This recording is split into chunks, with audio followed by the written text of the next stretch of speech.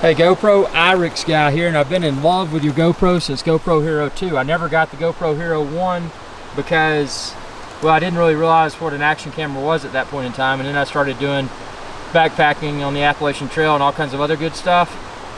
With that being said, I've never had a problem with your GoPros. This is the GoPro HERO9 Black.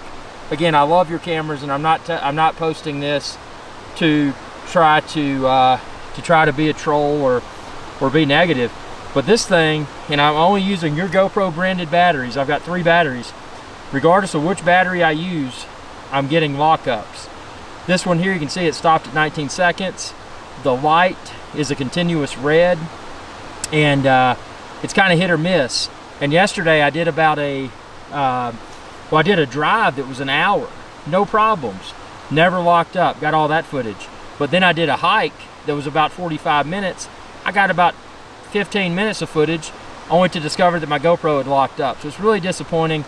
Your cameras have always been very reliable. I can strap it on, like right now I've got it on my backpack strap. I'm out here in the Appalachian Mountains and, you know, trying to get some footage, and it's irritating, man.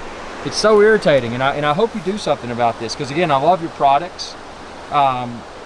It's just it's frustrating, man. It's about to push me over the edge and go with a competitor, and I don't want to do that because I've had great success with your cameras. So tell me what you can do to help, and I really appreciate that. I want to share this video in case anyone else has encountered this problem.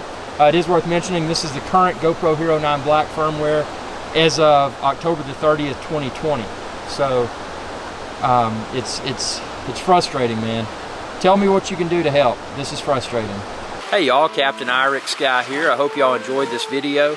If you did, please be sure to subscribe. It's youtube.com/Irix guy.